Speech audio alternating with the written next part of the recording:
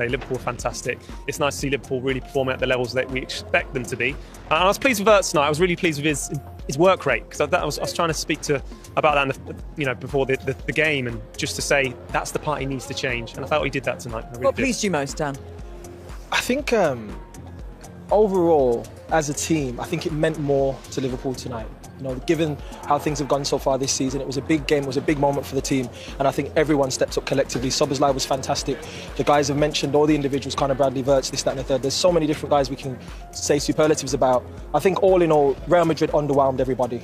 And I think we probably expected a better performance from them, which would have been a much more difficult game for Liverpool. But I think in the end, they managed the game very well. We're looking at Virg coming and talk to us now, and we'll hear what he has to say. But what a game we did watch tonight. Yeah, Virgil van Dijk is coming down to have a chat with us behind the desk. And I'm sure he'll be pleased at the performance he's seen from the men around him this evening, because not only is that a performance that Liverpool will hopefully build on for their sake, and they built on the weekend, but also 3 wins out of 4 in the Champions League so far this season as well. Yeah, I think they've had obviously tremendous start in that. Hey Virgil, thank you very much. Yeah, I think they've had a great start tonight. I mean, obviously a little bit of a blip against Galatasaray, against Frankfurt. They showed the mettle, they showed what it meant to them, and then obviously they had a little bit of a bad result after that, but they've gone from strength to strength now. So yeah. Great. Robbie's saying you've gone from strength to strength. That win at the weekend over Aston Villa was very important. Building on that tonight. Yeah, I think there was a lot of energy, a lot of hard work within the performance today. I think I think they won 14 in the last 15. They have a lot of quality. We all know that. We know their strengths. We know how they can punish you. We've seen in the recent weeks. So we have to be spot on in everything we do. And at times you come in a low block, and that's something that we had to accept. And I think we performed our game plan perfectly. You've been on a disappointing run before that game at the weekend, and we know after the Manchester United game, you took the players together and tried to kind of find out, maybe, I don't know, you tell us what was going on. How important was that meeting, do you think, and how things have changed since then? It's easy to say now because we won twice in a row that it helped pretty well, but I think in a world of chaos, you have to try and stay calm and take the perspective of things. At that meeting, the time was October. So many football to be played, so many twists and turns that can happen, and I think at times the noise was a lot. You looking at anybody around here? I'm not at all. But listen, I think it's very important to put things in perspective. Keep your head down, work, and get out of the situation, because quality we have. That's not the issue. It's about keep working and keep going. Does the outside noise affect you, Virg, or are you just happy plodding along to do what you need to do and trying to put people right? I think all of you know here that you're dealing with obviously a squad of 25 players, a lot of young players, a couple older players like myself, and everyone lives a different life. So I can say, like, for me personally, like, it doesn't affect me, but obviously I'm dealing as a captain with players that might be affected about it. So you have to... Has the criticism and some of it been fair, do you think? Of course, just if you lose a game as a Liverpool player 4 or 5 in a row, then there's a fair criticism.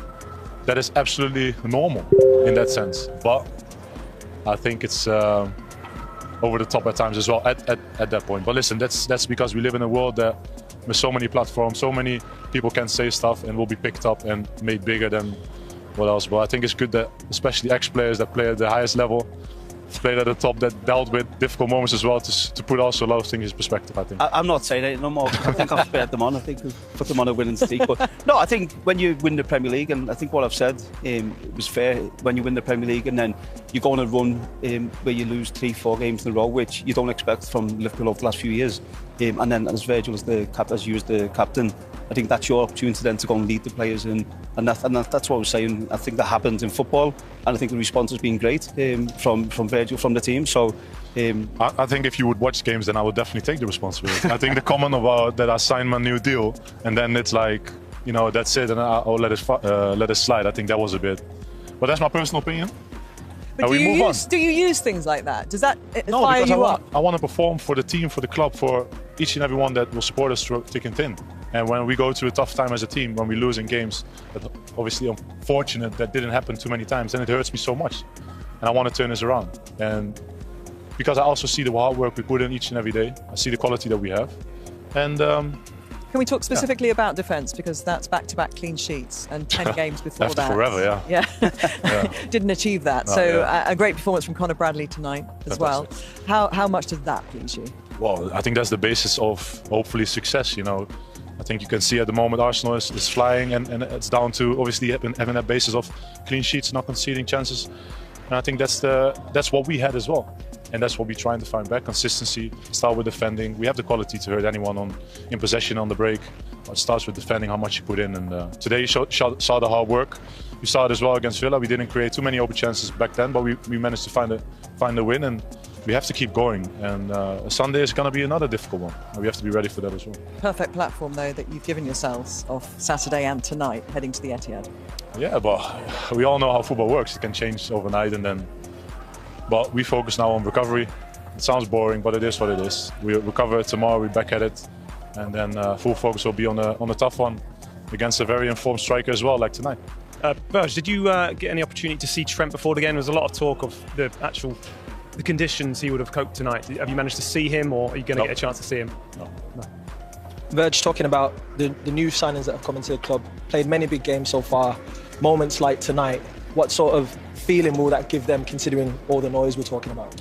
I think massive, you know. I think it's about for them, like, just show what you've been doing, you know, already for all those years. Like, Florian started today on the left wing, and obviously it's difficult for a defender already to have a player in front of you that will go anywhere. So he played outstanding also in defending. I think he was outstanding. Hugo is a handful. He keeps running, keeps scoring, and runs in behind in his feet. Technical, very good. Georgie, obviously, in absence of Ali. You know, it's just keep going, find your way into the team, and whenever you play, be important. And if you're not, then be important off the pitch. And I think the players have settled in my eyes, perfectly. Maybe you have to ask them yourself, but I think in my eyes, perfectly. But obviously, we all get judged what you do on the pitch. And step by step, we'll get them. I think one disappointment from me, but I think you could have won the game by a lot more goals tonight. I think we have a goalkeeper. Would you see that as a disappointment? But you should have scored 3 or 4 more goals. Sometimes you have to hold your hand up, and Courtois was. You're happy with 1-0, but I think. Yeah, well, you can make it easier, but you have a goalkeeper against you. That was outstanding, and I think it gave me a bit of a feeling that we had in Paris when we lost the final as well. But he was outstanding today again, and we found a way, and now we move on. Good man. Sadly, we're being asked to let you go, but thank you very much. You're very welcome. And chatting, You're very welcome. And best of luck for the rest of the week. Thank you very much, guys. Thank you so much. Thank you. Thank you. Thank you. Thanks. For Liverpool at this point in the season and how they did it. I think they were brilliant tonight, Liverpool. I think for what it means for the club, I think we know they've had a tough start. I mean, there was murmurs of the old Liverpool against Villa on the weekend, but tonight I thought they were brilliant, each to a man. You know, obviously Alexis McAllister's got man of the match. I mean, I'll give a huge mention to obviously Ekitike. I thought he was fantastic, and Conor Bradley. I mean, wow, he put in an unbelievable performance. In fact, if Vinicius Junior gets to his bedroom tonight, I'll be amazed, because I think Conor Bradley might be stopping him from getting in there. But I think it just shows Liverpool. I think the confidence was there, and I think it stemmed from the weekend's performance as well. So it puts them in good stead now going into the City game the weekend. Yeah, and this Real Madrid side have had their second best ever start to a season, and out of 19 games this season, it's only 3 times now that Kylian Mbappe has failed to score, which puts into context the great defensive performance. Yeah, it does, and I said before the game that this place does strange things here, and it makes it very difficult if the crowds are up for it. And he was, and that showed on the pitch through the players. And you know, I thought Real Madrid were poor. I thought they lacked intensity, they lacked ideas. They didn't move the ball quick enough. They didn't really create any chances at goal. But you'd have to give credit to Liverpool, because the way they come out to approach the game, and for 90 minutes as well, they played really well first half, but they carried on second half and got the win. As you said before, it looked like they weren't going to get past Courtois, but they got the goal and they deserved the win massively. So I think full credit to Liverpool tonight. The hardest thing then is to go on and do it again, and he'll tell you himself, he don't think he's been at his best this season, but over the last couple of games he's getting back to that, and you know, when he's at his best, he's but one of the best in the world. Almost as well by admission, saying, yeah, you can say that kind of coming together meeting after United's defeat, the defeat to United, has worked, but actually by saying that, what they're saying is actually they did need somehow to come together. There was a need for that moment. So there's always an element of players being able to talk in a safe environment away from the manager, because there'll be some truths that are said that don't really want to get to the manager or the we staff. Had a few at Everton, didn't we? We did have a few, to be honest, which we can talk about another time, maybe in your pod at some point. However, I think you're safe. I think Virgil's probably going to come from me at some point.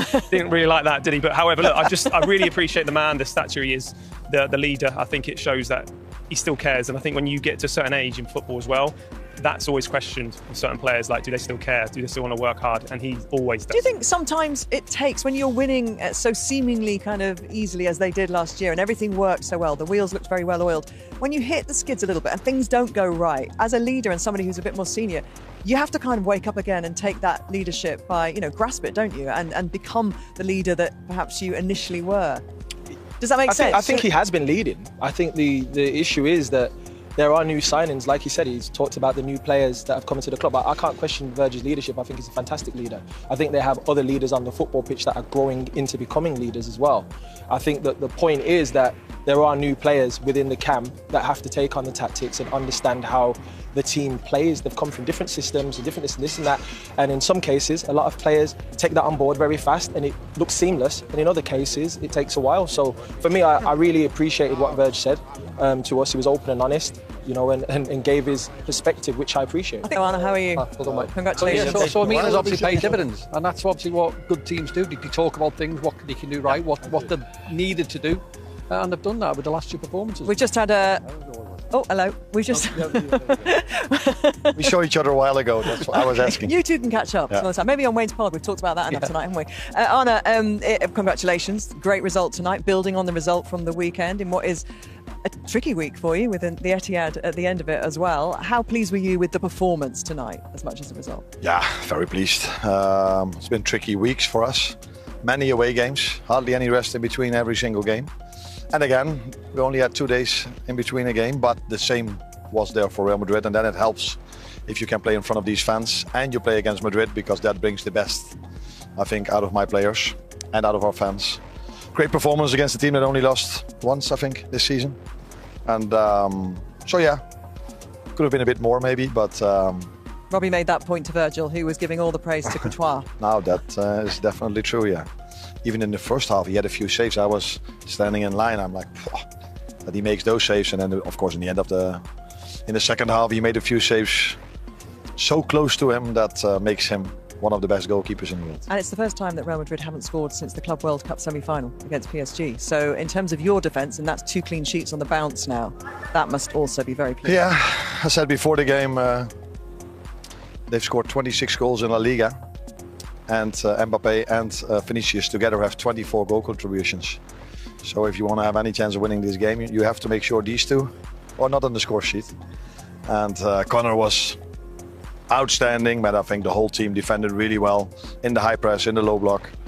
But to be so many times 1v1 against Vinicius is not for everyone that you can play a game like this. But he did outstanding today. And was there more of a conscious effort from yourself and your staff to keep it tight at the back? Because I think with obviously Conor Bradley was brilliant, yeah. Andy Robbo was brilliant, but they never marauded as much as what we've seen in previous games. Did you tell them to sit back a little bit and control the games? I said to them, the only thing I don't want is a mid-block, because these two up front have deep runs, unbelievable timing and incredible pace, Vinicius and Mbappe. So we either press them really high or we're in a low block, but we will never give away the space. And in the few moments you do, take away that space, because 24 goal contributions from 26 goals tells you probably everything about these two. And have you noticed a change in the mentality within the group over the last couple of games, clean sheets, or is that just the way it's happened? Oh, if you want my honest answer, but that's the difficult one, standing next to someone from Manchester United. For me, the difference is the playing style of the teams we face. But then probably I get a lot of criticism again. But you cannot compare a game of football where the other team wants to bring the ball out from the back. And with Alexander Isak in Liverpool red, the football world may never be the same again.